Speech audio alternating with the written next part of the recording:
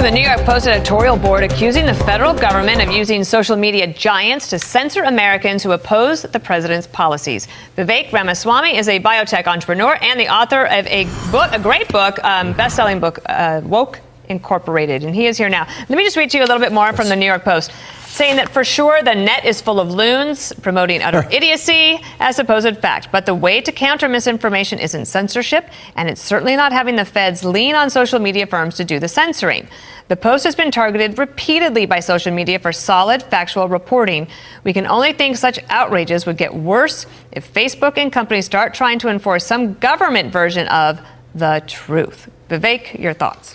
Well, look, I agree with them that the right answer to bad speech isn't less speech, it is more speech. But the more precise issue here is the government coordination with these social media companies. Because conventional wisdom, Dana, says that if you're a social media company, you're a private company, you're free to decide what does and doesn't show up on your website.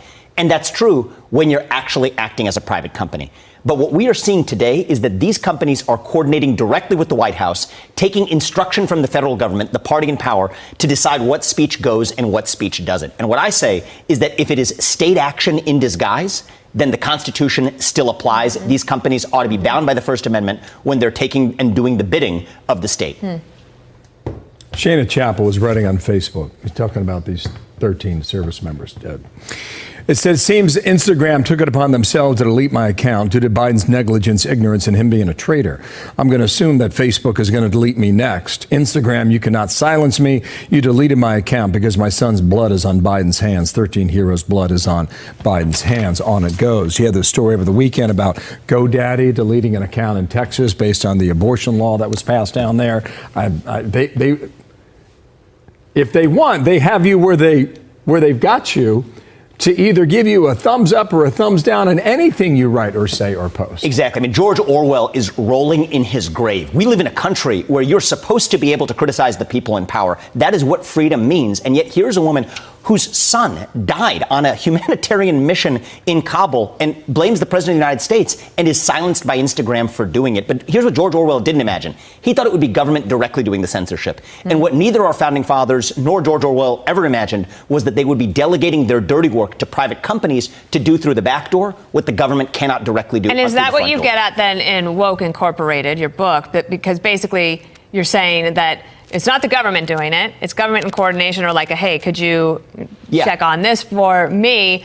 And then the corporations are all too willing to do it? Exactly. It's mutual back scratching. And that's crony capitalism 2.0. Very different than 1.0, where right now, this is now a new hybrid of big government and big business that I think is the real threat to individual liberty today. Back in 1980, it might have been big government alone. Today, it's not just big government. That's just half the story. It is this new hybrid of big government and big business that's far more powerful because each can do what the other cannot. And that's what we're seeing foremost in Silicon Valley. To her point, then, what she's suggesting, it's kind of a wink and a nod. Of course it is. It's more than a wink and a nod. You're not going to follow a paper trail here. It's just like, hey, man, we got you covered on this. Exactly. But they're responding to threats. So if you listen carefully, Democrats in Congress are saying, we're going to come after you and break you up unless you take down misinformation and hate speech, by the way, as we, the party in power, define it. But now it's not even just a wink and a nod. They're directly coordinating with the Surgeon General. They're directly coordinating with the White House. Jen Psaki is boasting about it in her press conference. It is actually interesting. I've heard from some of the social media companies, like when conservatives complain, they're like, okay, valid complaint, right? And they deleted that woman's account, the grieving mother. They said it was a mistake.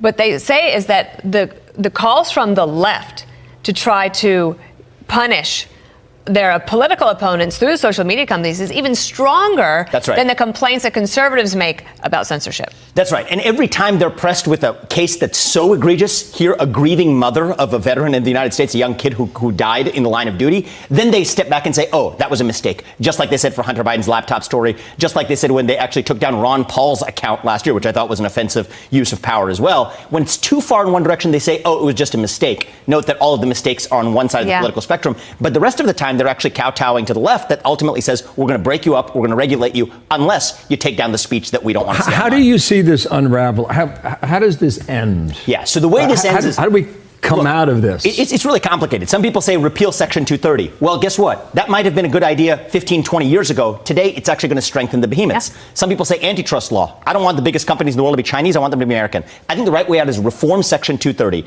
to say that you can't have it both ways. Either you get this special form of federal immunity and you're bound by the Constitution just like the federal government, or you get to be a private company, but you don't get this special form of federal immunity from the government. Those are the kinds of solutions that I advance in the book. Book's great, and it did very well, right? New York Times Woke bestseller, Inc. number 2, I think. Hardback. As a debut. Hardcover Congratulations. now, too. So, Vivek, great to see you. Thank you, guys. Thanks for coming back. It's interesting. It takes a while to write a book, and it's like it's coming out at just the right time as everybody's talking about this. Well, thank you very much, Dana. Appreciate that. Thanks for being here.